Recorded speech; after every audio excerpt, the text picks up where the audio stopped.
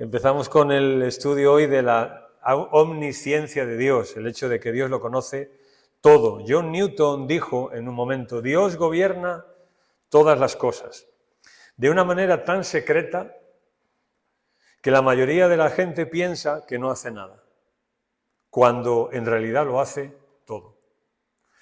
El conocimiento de Dios le lleva a poder hacer todo y controlar absolutamente todo. ¿Qué es la omnisciencia de Dios? Bueno, es su perfecto conocimiento de sí mismo primero y de todas las cosas reales fuera de él. O sea, no solamente Dios conoce todo lo que pasa, todo lo que ocurre, todo lo que pasará, etcétera, sino primero tiene que conocerse a sí mismo, nos dicen los teólogos. Tienen que conocerse primero a sí mismo y, por supuesto, todas las cosas reales que ocurren fuera de él. Y digo reales porque hay dos maneras de poder verlo, y es que Dios conoce las cosas reales o las cosas que podrían suceder, o las que no al final, o las que no sucedieron. Pero hay otros que lo que nos enfatizan es esto, y yo estoy aquí en este lugar. No cosas posibles, porque en la mente y el plan eterno de Dios solo existen cosas reales, no posibles. O sea, lo que Dios conoce es lo real, no las posibilidades, no lo que pudo haber sido, no lo que pudo no haber sido, etcétera, sino las cosas reales. Dios conoce las cosas reales, posibles, no conoce otro tipo de cosas. O por lo menos su conocimiento está enfatizado hacia eso. Así que solo aquello que está en el plan de Dios es posible, porque solo esto puede hacerse real en el tiempo. ¿Por qué estamos enfatizando esto? Porque al final, ¿cuáles son las cosas que ocurren? Pues solo las que son posibles para Dios. Las demás nunca ocurrirán ni tendrán posibilidad de ocurrir. Por tanto, yo creo que esto le da un sentido distinto a nuestra vida. Nuestra vida no está en posibilidades, no está en qué voy a hacer yo, qué no voy a hacer, qué consecuencias, etcétera, sino está en aquello que está en el plan de Dios, es siempre lo posible. Por ejemplo, hay un texto que nos dice el Salmo, todo lo que Dios quiso hacer, ha hecho. Así que las cosas que ocurren son las cosas que Dios conoce y quiso hacer. Punto. Omnisciente significa conocedor de todo, que sabe todas las cosas. Y hay que enfatizar el todas. Hay una definición de Louis Berkhof, que es un teólogo que escribió una teología sistemática muy famosa, la teología sistemática de Berkhof.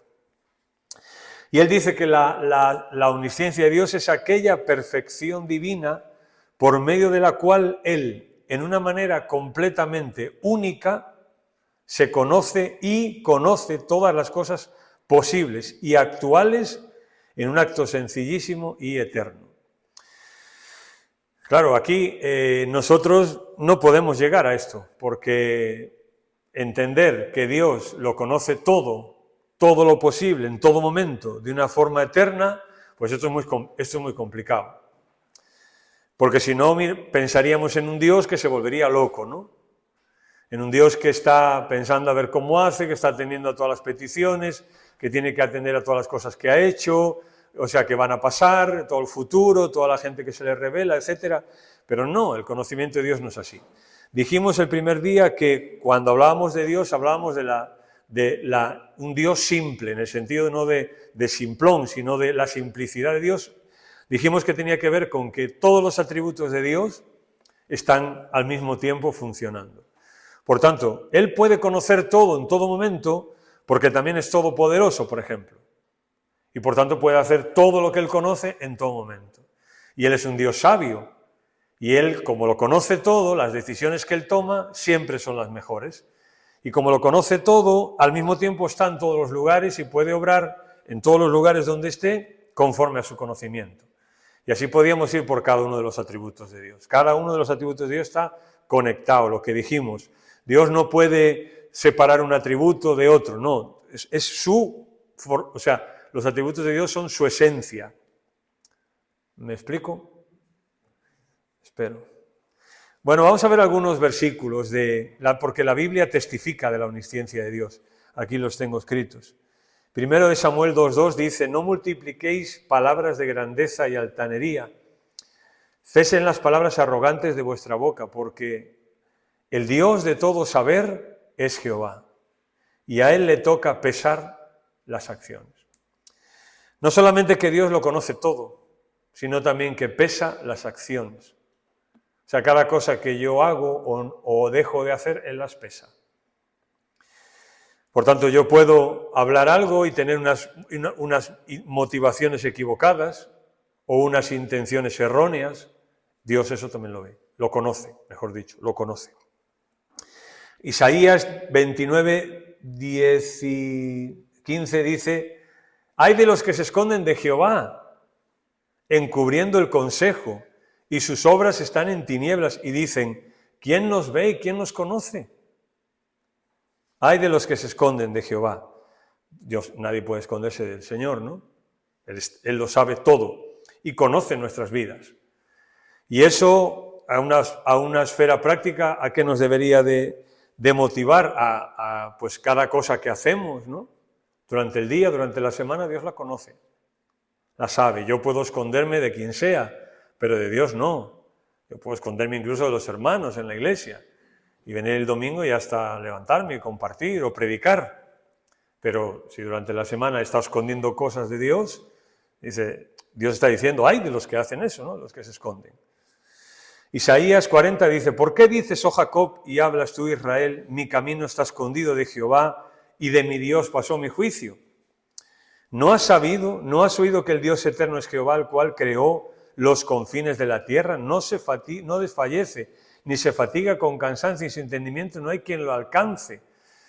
Es decir, lo que está diciendo Isaías es, ¿por qué dices, Jacob, que mi camino está escondido? Como si Dios no conociese lo que a Jacob o lo que a Israel le estaba sucediendo. Y si os fijáis, el argumento de Isaías, inspirado por supuesto, es Dios lo conoce todo, y como lo conoce todo, y ahora dice, no se desfallece ni se fatiga. Entonces dices, bueno, ¿qué tiene que ver una cosa con la otra? Con conocer, con que ellos decían que Dios no conocía lo que le estaba pasando, con que Dios no desfallece ni se cansa. Pues lo que acabo de decir yo hace un momento. Que Dios lo conoce todo y está en todos los lugares al mismo tiempo también. Y en base a ese conocimiento que Él tiene, como puede estar en todos los lugares, pues obra. Esa es la idea de Isaías. ¿Se entiende? Salmo 147, grande es nuestro Señor y de gran poder, y su entendimiento es infinito.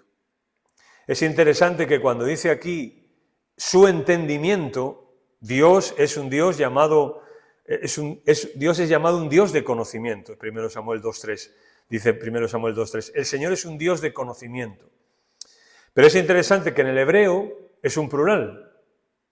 Dios es el Dios de los conocimientos. Lo que está enfatizando es que Dios tiene todo tipo de conocimientos. No se limita a un conocimiento, a una cosa, a unas cuantas, sino todos. Dios es el Dios de los conocimientos. Por ejemplo, el Salmo 139, famoso, ¿no? Oh Jehová, tú me has examinado y conocido, tú has conocido mi sentarme y mi levantarme. Has entendido desde lejos mis pensamientos. Has escudriñado mi andar y mi reposo. Hay algunos que reposo dice que tienen que ver, que es una palabra que tiene que ver con acostarse, con dormir, pero hay otros que es una palabra, según parece, de difícil traducción, pero algunos comentaristas, algunos lingüistas hebreos, nos dicen que esta palabra tiene que ver con las relaciones sexuales. A lo que habla de la intimidad máxima, tal vez, de una persona, ¿no? Pues también eso Dios lo conoce. Y todos mis caminos te son conocidos. Pues aún no está la palabra en mi lengua y aquí, oh Señor, tú la sabes toda. Isaías 40, perdón. ¿Acaso no lo sabes? ¿Es que no lo has oído? El Dios eterno, el Señor, el creador de los confines de la tierra, no se fatiga ni se cansa. Su entendimiento es inescrutable. O sea, no podemos profundizar en el conocimiento que Dios tiene, porque nosotros tenemos un conocimiento, ahora lo vamos a ver. Dice Isaías, acordaos de las cosas anteriores ya pasadas. Pasado, porque yo soy Dios presente y no hay otro. Yo soy Dios y no hay ninguno como yo, que declaro el fin desde el principio y desde la antigüedad lo que no ha sido. Yo digo, mi propósito será establecido y todo lo que quiero realizaré. Lo que Isaías nos dice es que el conocimiento de Dios no es un conocimiento intelectual, no es un conocimiento pasivo, sino todo lo contrario.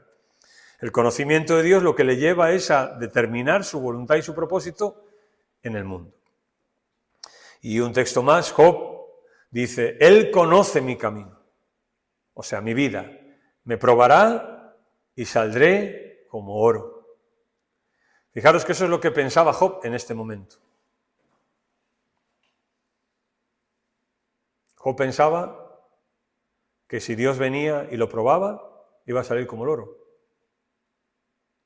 ¿Fue así? No fue así. Él conoce mi camino, me va a probar y voy a salir como el oro. Está diciendo, no hay problema conmigo. No fue así. Cuando Dios se manifiesta, Él al final dice, me arrepiento. O sea que su visión incluso de Él mismo cambió. Bueno, ¿qué conoce Dios? He puesto aquí una lista. Pues conoce todo lo posible, todo lo real, conoce todos los eventos, conoce a todas las criaturas, nada se escapa a su atención, nada se le puede ocultar, nada se le olvida, nunca se equivoca, nunca cambia, nunca pasa nada por alto. He puesto aquí todo esto porque la Escritura nos enfatiza todas estas cosas del conocimiento de Dios. Él lo conoce, o sea, es decir, lo sabe todo, lo sabe todo. Y, por ejemplo, todos los resultados reales al segundo de cada persona. Y esto es alucinante, ¿no? O sea, Dios te conoce, sabe quién eres, sabe cómo ha sido tu vida, sabe qué problemas has tenido, sabe qué sentimientos tienes hacia Él, sabe qué cosas ocultas, sabe que si eres sincero o no, sabe cuáles son tus motivaciones, lo sabe todo. Y eso debe de llevarnos a un poquito de por favor, como decía el otro, ¿no? Un poquito de temor de Dios. Un Dios que lo sabe todo. Y esto, claro, como dice en la Biblia, la gente que tenemos que esconder cosas, cuando nos enfrentamos al conocimiento de Dios nos escondemos. Como hizo Adán, por ejemplo, ¿no? Pero cuando estamos bien, no tememos al conocimiento de Dios. Porque sabemos que estamos bien y estamos en paz y estamos arreglando nuestras cuentas con Dios y estamos en nuestra vida bien y no estamos admitiendo cosas en nuestra vida, ¿no? Eso nos debe llevar también el conocimiento de Dios. Oye, Dios lo sabe todo de mí, por tanto... O sea, tú actuarías igual, imagínate, ¿no? Me voy a poner yo de ejemplo. Yo actuaría igual si Loida pudiera poner una camarita así en un palo aquí pinchada y me estuviera viendo todo el día. Pues a lo mejor no. ¿Tú actuarías igual si yo pudiera verte a ti todo lo que haces o todo lo que piensas? ¿A que no actuarías igual? Seguro que no. Pues esto nos debe llevar, el conocimiento de Dios en un aspecto práctico, quería enfatizar también esto esta noche, ¿no? En un aspecto práctico a pensar, es que el Señor nos está viendo, ¿no? O sea, el Señor nos está viendo, conoce todo de nuestra vida. Y ahora vamos a hacer una aplicación muy bonita dentro de un rato, pero tenéis que esperar. Su conocimiento es distinto. Por ejemplo, Él no lo obtuvo a la fuerza. Perdón, a la fuerza. No lo obtuvo de afuera. Es decir, el conocimiento de Dios, a Él nadie le enseñó. Isaías dice, ¿no? ¿Quién le informó a Dios? Nadie. Él no obtiene el conocimiento de afuera. No fue a estudiar en ningún sitio, ¿no? Su conocimiento es innato e inmediato. No viene de ver algo, de observarlo, de estudiarlo. Su conocimiento es innato e inmediato. Innato quiere decir que es algo, una cualidad de Él, una esencia de Él, que lo conoce todo. Y también es inmediato. Ahí falta una N, ¿no? Inmediato, sí. Es inmediato, no es instantáneo, presente. es simultáneo y sucesivo, o sea, ve todo a la vez. Dios no está viendo una cosa, después otra, mañana esta, pasado 3 o 4, no, Él ve todo a la vez, todo a la vez, y todo estamos hablando de todo lo que ha pasado, todo lo que pasa y todo lo que pasará, todo. Es infinito, es pasado, presente y futuro también. Él sabe, conoce todo. Es determinante, obra a favor de su plan, es lo que vimos en un texto de Isaías. ¿Para qué usa Dios su conocimiento? Para avanzar sus planes, no para otra cosa. Para avanzar sus planes usa el conocimiento. Por tanto, pues nada le sorprende a Dios. Y cuando decimos nada es nada, a Dios no le puede sorprender nada, porque Dios lo conoce absolutamente todo. Nosotros no conocemos nuestro futuro, pero Dios sí lo conoce. Lo que debería motivarnos a una confianza suprema. Jesús dijo, ¿no? No os afanéis, pues, diciendo qué comeremos o qué beberemos o qué vestiremos. El conocimiento de Dios nos debe llevar a esto, ¿no? A esta confianza, a que yo no me preocupo por el futuro, diciendo qué comeremos, qué beberemos, qué vestiremos. Dios se va a encargar de nosotros. Él sabe lo que va a pasar mañana. Y Él sabe la necesidad que yo voy a tener mañana. Su conocimiento es perfecto, no se incrementa. Esto es para todos los atributos, pero en el conocimiento concretamente. Él no crece en su conocimiento. O sea, no es cuestión de que, bueno, ahora me conoce más que cuando yo me convertí. No. En ese momento me conocía igual que me conocía ahora, exactamente igual. Su conocimiento es eternamente activo, nunca pasivo, porque la esencia de Dios es eternamente activa. Lo que decíamos antes, no es un conocimiento intelectual. Dios ese conocimiento lo pone al servicio de su voluntad, de sus propósitos, de sus planes. Jesús dijo, ¿no?, que su Padre trabajaba siempre también. Su conocimiento también es infinito. Su entendimiento es infinito y su conocimiento es perfecto. Mirad, los místicos de la antigüedad decían, podemos pensar mejor en un Dios considerando lo que no es. Esto ya lo hemos explicado un poquito con otro atributo, pero también aquí tiene que caber. Porque siempre podemos saber lo que Dios no es, pero nunca podemos saber bien lo que Dios es. Es decir, cuando tú piensas en conocer a ese Dios omnisciente, muchas veces tienes que recurrir a cosas negativas para poder entenderlas. Por ejemplo, antes de entrar en esto, la eternidad que es para nosotros, que Dios no tuvo principio ni fin. Usamos una negación, no tuvo principio ni fin, para poder explicar eso. Pues claro, ¿cómo explica usted la eternidad? En sentido positivo, ¿no? Pues es más difícil. La inmutabilidad de Dios es que no tiene cambios. Él no cambia. Estás usando una negación también. ¿Pero para qué? Porque es humano hacer esto para entenderlo. Su infinitud es que no tiene límite, su santidad es que no tiene pecado. Pero mirar, también en la Biblia se dice de esta forma. Por ejemplo, lo hemos leído, el Señor no desfallece ni se fatiga.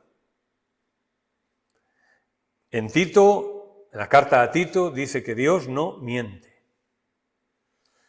En Lucas dice que para Dios nada hay imposible o no hay imposibles. En Timoteo dice Dios no puede negarse a sí mismo. Es decir, lo que está haciendo la Biblia es contribuir a esto, a explicarnos de alguna forma para que nosotros podamos entender estas características de Dios. Porque si nos dijera en el sentido de cómo para Dios son todas las cosas posibles, pues a lo mejor nos es mucho más difícil de entenderlo. La grandeza de su mente deja atrás nuestros elevados pensamientos. Dios es inefable, y ahora quiero decir algo, ¿no? Incapaz de ser expresado en palabras, inconcebible, imaginable. ¿Qué quiero decir con esto? No sabemos cómo es Dios. Si tú puedes pensarlo, eso no es Dios. Si tú puedes razonar 100% eso no es Dios. Y dicen, Y dice un teólogo ya de muchos años, la regla sería, si tú puedes pensar a Dios, Dios no es así. Dios no es así. Entonces, ¿qué hacemos nosotros? Nosotros no podemos pensar a Dios. Dios nos ha dejado su palabra, ¿no? Para que nosotros podamos leerla y para que aquí podamos entender algunas de las cosas, pero no llegar al fondo, ¿no?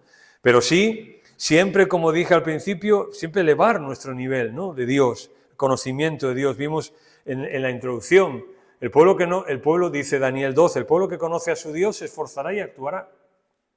Salmo 139, bueno, es imposible concebirlo. Cuando el Salmo 139 empieza a hablar del conocimiento de Dios, David dice, no, es incomprensible. Es demasiado maravilloso para mí, dice él. No puedo entenderlo. Se acumulan las cosas, dice él. Y fijar, por ejemplo, Mateo, dijo Jesús, ¿no se venden 2 pajarillos por un cuarto? Con todo, ni uno de ellos cae a tierra sin saberlo vuestro Padre. Y esa es una imagen muy consoladora. Y fijaros que muchos de los teólogos, para explicarnos una parte del conocimiento de Dios, acuden a este texto. Y me llamó la atención, ¿no? ¿Cómo acudir a este texto que habla de que no se venden 2 pajarillos por un cuarto y que no cae ni uno de ellos cae a tierra sin saberlo vuestro Padre? Bien, la figura, ¿no? H. Ironside, un escritor estupendo, ya murió este hombre, también dice que cuando Dios habla de su conocimiento, Jesús lo puso de una manera muy vívida. Y él dice, Dios asiste al funeral de cada gorrión. Dios asiste al funeral de cada gorrión. Un gorrión es el pájaro más sencillo que tú puedas ver. Es el pájaro más, posiblemente casi el más pequeño, pero el más sencillo, el que más hay. Y Ironside, cuando habla del conocimiento de Dios, dice que Jesús recurre a esta frase, ¿no? Y él dice, el Dios de las galaxias sin fin se interesa por un insignificante gorrión. Y sabéis que luego Jesús, ¿qué le dijo a sus discípulos? ¿No valéis vosotros más? Posiblemente para animarlos, ¿no? Para decirle, a saber, si Dios asiste a al funeral de cada gorrión, ¿no se va a preocupar de tu vida? ¿No puedes entender que Dios también conoce tus circunstancias y tu vida y tus luchas y va a estar ahí y va a poner todos sus demás atributos a tu servicio? Otro escritor, Denison, dice, él puso este versículo, puso esta verdad, ¿no? Dijo, de las trascendentes maravillas de Dios, ¿no? Dijo él, de entre todas ellas, o sea, de entre todas las maravillas de Dios, dijo Denison, esta veo yo, que el Dios de tal infinita grandeza cuide de los gorriones y también de mí. Él dice eso, ¿no? Me gustó porque dice, oye, yo si tengo que ver una de las trascendentes maravillas de Dios, está aquí, que Dios cuida, conoce a un gorrión y me conoce también a mí. Romanos 11, 33 al 36, habla Pablo con entusiasmo, ¿no? De esta omnisciencia de Dios, cuando dice, oh profundidad de las riquezas y de la gloria y tal, bueno, todo eso no lo vamos a ver. Ahora, vamos a hablar un poco de la omnisciencia para cada situación. Omnisciencia para cada situación. ¿Te preguntas si Dios se ha olvidado de ti en alguna ocasión? Bueno, habrá quien sí, habrá quien no. Habrá uno que a veces. En el libro de Malaquías, la generación aquella se preguntó si Dios se iba a olvidar de ellos cuando viniera en juicio. Dios iba a tener que castigar, sabemos cuál era el contexto de Malaquías, que iba a venir una nación del norte, etc. Y ellos se preguntaron si Dios se iba a olvidar de ellos o si se iba a acordar en medio del juicio. David también encontró consuelo en la omnisciencia de Dios y él dijo en el Salmo 58, tú llevas la cuenta de todas mis angustias. Tú llevas la cuenta de todas mis angustias. Richard Baxter, estamos hablando mucho de él últimamente, durante la Guerra Civil Inglesa lo metieron en la cárcel por ser creyente y por una serie de cosas. Y él tenía 70 años. Y lo metieron y estaba enfermo con tuberculosis, muy débil, que posiblemente iba a morir en la cárcel. En esas condiciones allí escribió un poema que refleja su inconmovible fe en un Dios omnisciente y salvador. Metido en la cárcel en el último rincón más podrido de Londres, 70 años, sin comer, sin higiene, sin nada, enfermo de tuberculosis, a morirse, escribe este poema. Señor,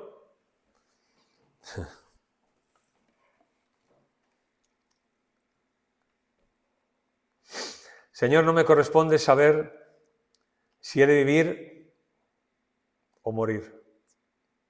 Mi porción es amar y servir a quien su gracia me da sin yo merecer.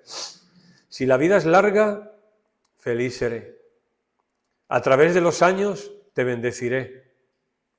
Si es breve, ¿por qué he de entristecer si el día eterno aguardo por fe? Eso lo escribió este hombre. Y si Richard Baxter se aferró al Dios omnisciente, pues también nosotros podemos hacer lo mismo. El alcance de la omnisciencia, el alcance. No solo la omnisciencia, no solo en su conocimiento, Dios no solo es perfecto en su clase de conocimiento, sino también en su alcance. Se llama omnisciencia precisamente porque su alcance, porque lo alcanza todo, Conoce, lo hemos dicho ya, pasado, presente y futuro. Hoy conoce pasado y presente y futuro. Hoy. Y 100%. Cuando decimos que hoy, lo digo a lo mejor también por Manuel, que a lo mejor está un poco perdido, hablamos de que cuando Dios se presenta en la Biblia, no se presenta como un Dios que está en el pasado o en el futuro, ¿no? Sino un Dios que está en el presente, que lo conoce todo en todo momento, ¿no? Porque si tuviéramos un Dios en el pasado, pues diríamos, a ver qué va a pasar hoy. O si tuviéramos un Dios en el futuro, pues diríamos, bueno, pero sin embargo Dios se presenta como el presente, ¿no? Como el presente.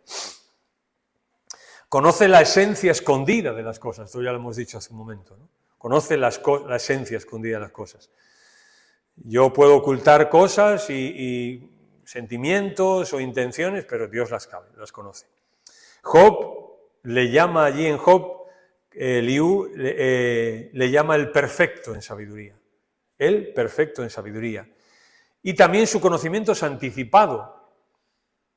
Eso es lo que conocemos como la presciencia de Dios. La presciencia de Dios, ¿qué quiere decir? Que Dios conoce todo de una manera anticipada a cuando ocurre. Eso es lo que decimos. Y lo que solemos decir es que en base a ese conocimiento actúa hoy. Dios conoce todas las cosas y todo lo que sucede en el orden en que tienen que pasar.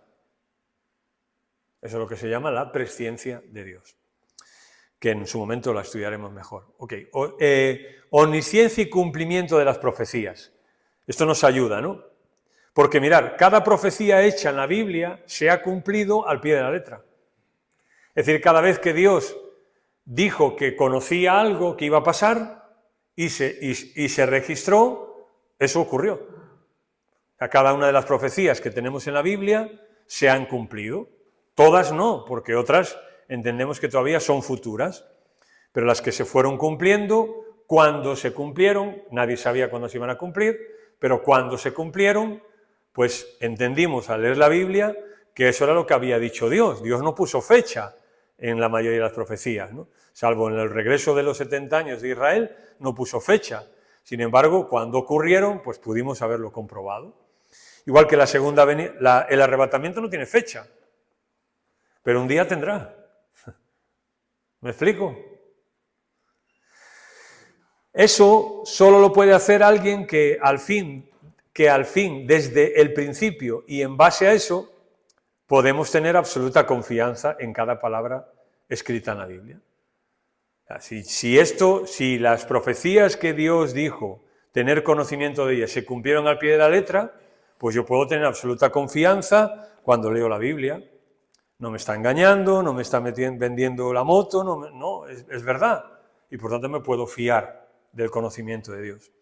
A.W. Tozer, un escritor, dijo: Dios conoce instantáneamente y sin esfuerzo alguno todas las cosas y cada una de ellas, todas y cada una de las mentes, todos y cada espíritu, todo ser y cada uno de ellos, todas y cada una de las criaturas, todas y cada una de las pluralidades, toda y cada ley, todas las relaciones, todas las causas, todos los pensamientos, todos los misterios, todos los enigmas, cada sentimiento, todos los deseos, el secreto más escondido, cada trono y cada dominio, todas las personalidades, todas las cosas visibles e invisibles en el cielo y en la tierra, cada movimiento, cada espacio, tiempo, vida, muerte, bueno, malo, cielo, infierno.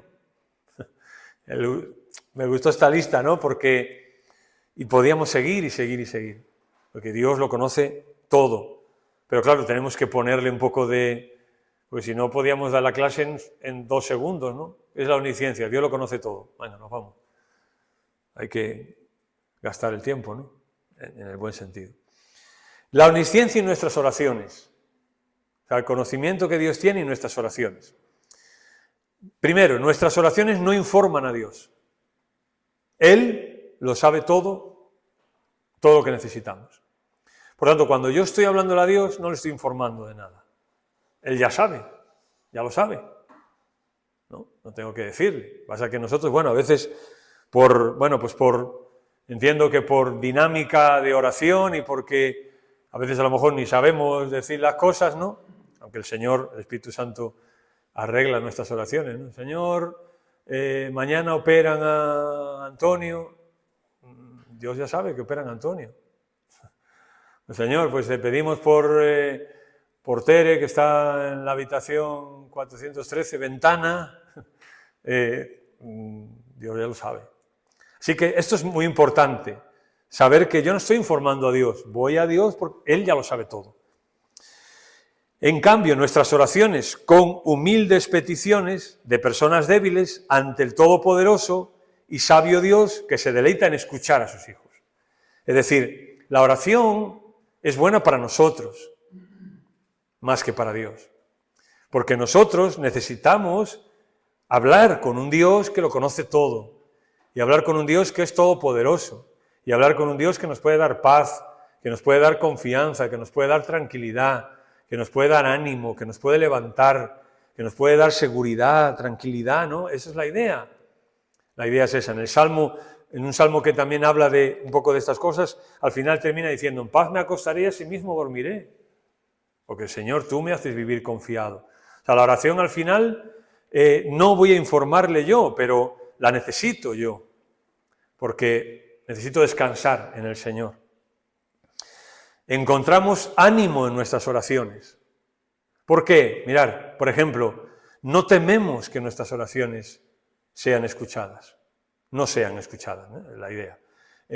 Yo no tengo en ningún momento, no tengo que tener temor a ver si Dios va a escuchar o no mis oraciones. Dios las escucha, Dios las escucha. Tampoco hay peligro de que un solo santo sea ignorado. Es decir, no, es que yo no sé si Dios se va a preocupar por este problemilla que yo tengo. Bien, recuerda lo que nos decían, ¿no? Dios asiste al funeral de cada gorrión. Así que también al tuyo. O sea, ¿me entendéis, no? Es que eso no es un poco raro, ¿no? Bueno, no serán, tenemos ánimo de que no serán desechadas por un lenguaje inapropiado. Antes que clamen, responderé yo, mientras aún hablan, yo habré oído. O sea, no me tengo que preocupar en un buen sentido de la palabra, ¿no? A ver si uso las palabras correctas, a ver si digo la frase correcta, a ver si no me voy a expresar bien. Tranquilo, Dios escucha. Eso es lo que nos ha pasado, creo, a todos, ¿no? Cuando al menos a mí, ¿no? Cuando uno llega a la iglesia, sobre todo cuando uno llega no de niño, sino ya a lo mejor con cierta edad, y escuchas a hermanos o hermanas orar, pues claro, tú no te atreves a orar, porque tú a veces dices, es que como ora fulanito y las palabras que dice, yo no soy capaz de decir esas palabras, yo soy muy torpe al hablar y a ver si Dios no me... No, tranquilo, tranquila. Orar es hablar con Él. Y no todo el mundo somos unos hachas hablando, ¿no?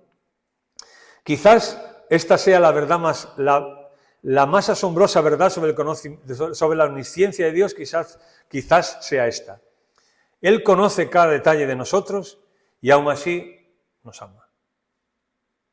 En un sentido práctico creo que es la verdad más asombrosa, que Él, conociendo cada cosa de nosotros, nos ama. Dice Oseas, y te desposaré conmigo para siempre, te desposaré conmigo en justicia, juicio, benignidad y misericordia, y te desposaré conmigo en fidelidad, y conocerás a Jehová. El pueblo de Israel sabemos la condición en la que estaba en el tiempo del profeta Oseas. Sin embargo, Dios, aún a pesar de conocer bien cómo estaba el pueblo y en qué circunstancias estaba, Dios le dice a través de Oseas, yo te desposaré conmigo para siempre. Y Dios se compromete con el pueblo de Israel para siempre. Y con nosotros igual, en nuestras oraciones, en nuestra relación con Dios, Él se ha comprometido. Y aún conociendo cómo somos, nos ama, y tiene paciencia con nosotros. Y esto no solamente es para nosotros. O sea, esto no lo tengo que aplicar solo a mí. Es que Dios tiene paciencia conmigo. Es que Dios sabe cómo yo soy y tiene paciencia conmigo y me ama y me aguanta y me soporta y sigue creyendo en mí. No solamente lo debo de aplicar a mí, sino también a los demás, también. Dice Romanos en la nueva traducción viviente, pero Dios mostró el gran amor que nos tiene al enviar a Cristo para morir por nosotros cuando todavía éramos pecadores. Un aspecto muy importante del conocimiento de Dios es su conocimiento del futuro. Bien, la idea del conocimiento de Dios en el futuro, de la omnisciencia de Dios en cuanto al futuro, no entendamos que es como que Él pues tiene una especie de bola de cristal que lo ve todo. Pues Él tiene una bola de cristal ahí, cuando tiene que consultar algo, lo ve ahí. No. Sino que, lo dijimos antes, y quiero enfatizarlo, su conocimiento está está unido inseparablemente a su propósito. Cada cosa que Él conoce, la usa para adelantar sus propósitos. Bien, si lo aplicamos, esto a nosotros nos tiene que ayudar. Porque cada cosa que a nosotros nos pasa, Dios la conoce y está unida a su propósito para nosotros.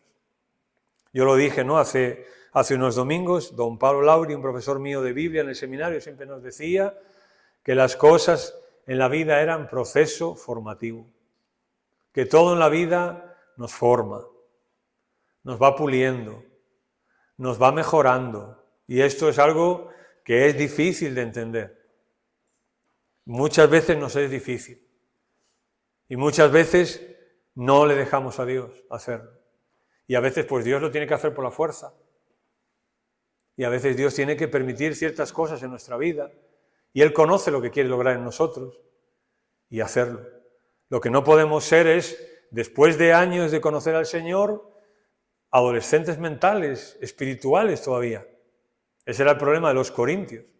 Eran adolescentes espiritualmente, mentalmente. Y Pablo le echa un buen rapapolvo en su carta, ¿no?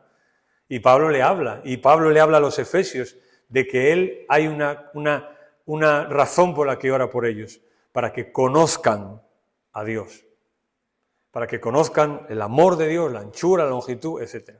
Mirad Proverbios. Muchos pensamientos hay en el corazón del hombre, pero el consejo de Jehová permanecerá. El consejo de Jehová permanecerá. Yo no sé aquí, pero arriba sí. No sé aquí, pero arriba sí. Dios mismo ha diseñado todo lo que será y lo ha diseñado y tiene que ser llevado a cabo. Por ejemplo, cuando habla Santiago de Job, de todo lo que pasó Job y de quién era Job, hay una frase allí que muchas veces pasa desapercibida y habla del conocimiento de Dios unido a su propósito. Porque allí cuando habla de Job dice, y conocéis el fin del Señor. Lo que allí nos está diciendo es, ¿qué quiso Dios? ¿Cuál fue el fin, el propósito con Job? Que Job fuese un hombre perseverante. Perseverante.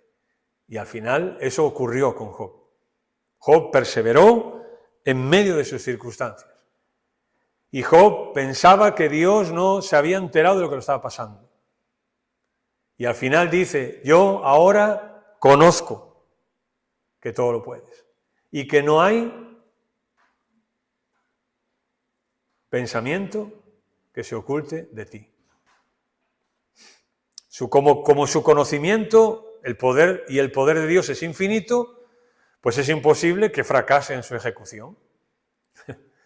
O sea, si Dios lo conoce todo de mí y su poder es infinito, ¿dónde está el fallo? No hay fallo. No hay fallo ninguno. Él sabe por qué que cada cosa que te permite en la vida. Y Él sabe por qué te trae, por qué te ha traído aquí esta noche, por ejemplo, Él sabe. Él conocía por qué te tenía que traer aquí. Y Él conocía qué necesitabas escuchar esta noche y qué necesitabas entender hoy. Las cosas no suceden porque Dios lo sabía, pero la causa de todo es la voluntad de Dios. A ver si podemos entender esto. En otras palabras, su conocimiento no es la causa de que las cosas ocurran, sino Dios sería responsable aún del mal. No. Aunque la causa de todo es su voluntad, Él no es el responsable de todo lo que ocurre, sino que Él actúa en base a su anticipado conocimiento, ajustándolo a su voluntad. Es decir, tú pecas, Dios sabe que tú vas a pecar, pero Él no es responsable de que tú peques, aunque lo conoce.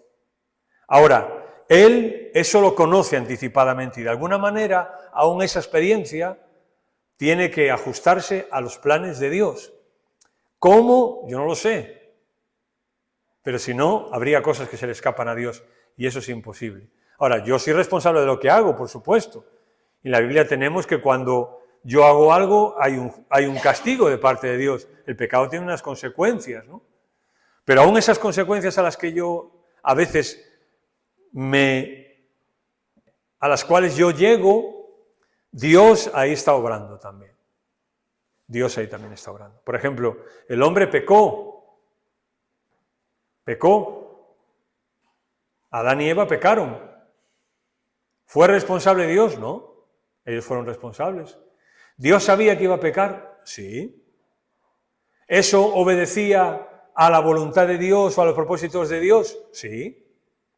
¿Por qué? Porque Dios conocía eso anticipadamente. ¿Y qué hizo? Nos lo dice Romanos, que así como el pecado entró por un hombre, por otro entró la vida. O sea, Dios tomó el pecado que no le tomó por sorpresa e hizo que aún el pecado ese obedeciera a su voluntad para salvarnos y para llevar adelante sus propósitos con nuestras vidas. ¿Puedes repetir que no acabo de entender lo último que has dicho? ¿El pecado formaba parte de la voluntad de Dios? No he dicho eso. No he dicho eso. Nada escapa al conocimiento de Dios. Nada escapa al conocimiento de Dios. Los ojos de Jehová están en todo lugar mirando a los malos y a los buenos. Mirando todo. O sea, Dios lo ve todo, lo conoce todo y por tanto, en base a ese conocimiento, Él obra para adelantar su voluntad.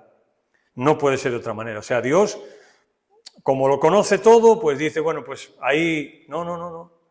Dios está obrando, porque Dios controla este universo, controla cada persona, controla cada cosa que ocurre. En vez de actuar imprudentemente, pues eso debería llevarnos a decir junto con Agar, tú eres Dios que ve, o el Dios que me ve.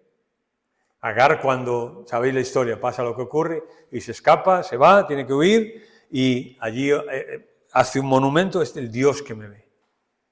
El Dios que me ve. A Dios es el Dios que me ve y el Dios que me vio en mi vida. El Dios que cuando yo nací ya sabía todo de mí.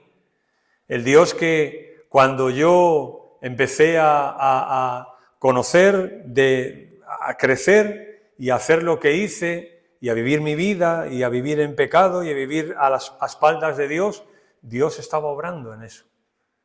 Y a meterme en los líos que me metí, y en las consecuencias que me metí. Todo eso me llevó a que un día yo sentí la necesidad de acudir a Cristo. Eso es lo que estamos diciendo, con que Él es la causa de todo, o sea, la causa de todo es su voluntad siempre. El conocimiento infinito de Dios, entonces, ¿qué debe traer? Pues consuelo a mi vida. En tiempos de perplejidad, por ejemplo, dice Job, Él conoce mi camino. Cuando no sé qué hacer, cuando la vida ofrece varias situaciones, cuando no sé qué camino tomar, si hacer esto, si no hacerlo, si rechazar esto, si aceptarlo, si este trabajo, si el otro, o este problema que tengo, dice, Él conoce mi camino. Por ejemplo, en tiempos de cansancio, debilidad, Él conoce nuestra condición, se acuerda que somos polvo. Muchas veces estamos cansados, ¿no?, y debilitados. Dios conoce también eso y se acuerda de nuestra situación y obra en conforme a eso. En tiempos de duda y de sospecha en nuestra vida, como David tenía, de pues a ver si había algo en él, ¿no? Y él le dice a Dios, examíname, oh Dios, y conoce mi corazón, pruébame y conoce mis pensamientos, y ve si hay en mí camino de perversidad, y guíame en el camino eterno. Aun cuando David lo que está diciendo es, Señor, si hay algo en mí que yo no veo, que yo no conozco, pues Señor, pruébame, examíname y dímelo, y dímelo. En tiempos de triste fracaso, como Pedro dijo, como Jesús le dijo a Pedro, ¿me amas? Decimos como Pedro, no, Señor, tú lo sabes todo. Y tú sabes que te amo. Yo creo que todos nosotros, los que estamos aquí, amamos al Señor. Amamos a Dios. Y prometimos un día serle fiel, ¿no? Pero, pues hay días que no lo conseguimos. Igual que cuando tú te casaste, pues prometiste también, ¿no?, una serie de cosas a tu mujer y a tu marido. Y a lo mejor pues no siempre las has podido cumplir, todas. Pero eso no quiere decir que no la ames o que no lo ames. Pues igual nosotros, ¿no?, hemos prometido al Señor fidelidad, pero muchas veces no lo conseguimos. Bueno, Dios sabe eso. Y después de esta circunstancia con Pedro, aún en su fracaso, Jesús le dijo a Pedro, sígueme. No le dijo, mira, como no vales para nada, pues vete a pescar y ya está, ¿no? Mejor. No, le dijo, sígueme, Pedro, sígueme. Y eso que Pedro no le había podido contestar al Señor. Y no le había podido llegar al Señor al nivel que Jesús le estaba pidiendo. ¿Recordáis ese texto, no? Jesús le está diciendo, ¿me amas, Pedro? Y Pedro le dice, Señor, sí, te aprecio. No, Pedro, ¿me amas? Y Pedro le dice, sí, Señor, te aprecio. Y la tercera vez ya Jesús no le pregunta, ¿me amas? Le pregunta, ¿me aprecias, Pedro? ¿Me aprecias? Y él dice, sí, Señor, te aprecio, te aprecio. El Señor Jesús escribió a la iglesia de Esmirna y dijo, yo conozco tus obras y tu tribulación y tu pobreza. Y ese yo conozco, pues expresa en este caso un mundo de simpatía y consuelo para nosotros. Yo conozco, yo conozco. Cuando Dios nos perdona, olvida nuestros pecados y los echa fuera Nunca volveré a recordarlos, dice Dios. Nunca volveré a recordarlos. ¿Cómo puede olvidar un Dios omnisciente? Los olvida en el sentido de que nunca más seremos juzgados por ellos. La verdad que sigue siendo increíblemente maravillosa. Es decir, Dios no puede olvidar nada, pero Él olvida en el sentido de que nunca seremos juzgados por ellos, porque todo siempre está en su presencia, todo. Él tiene todo el conocimiento, pasado, presente, futuro. Y eso es una verdad, sigue siendo increíblemente maravillosa. Porque aun cuando Dios sabe todo de mí, hoy sabe todo lo que pasó, pasa y pasará, Dios sigue amándome. Y no me toma en cuenta esas cosas. Así que, hermanos, el conocimiento de Dios pues es algo maravilloso, sobre todo algo práctico para nosotros, en este sentido. Es un conocimiento absoluto, pero en la Escritura se desarrolla mucho en un sentido práctico, para que a nosotros nos ayude. Porque ¿cómo levantar los ojos al cielo o nuestras oraciones a un Dios ignorante? No. Levantamos nuestros ojos y nuestras oraciones a un Dios que lo conoce todo. Y aún así me recibe, me acepta, sigue adelante con su propósito para cada uno de nosotros. Muy bien, ¿alguna pregunta? Tenemos 4 minutitos. 3, 4 minutitos.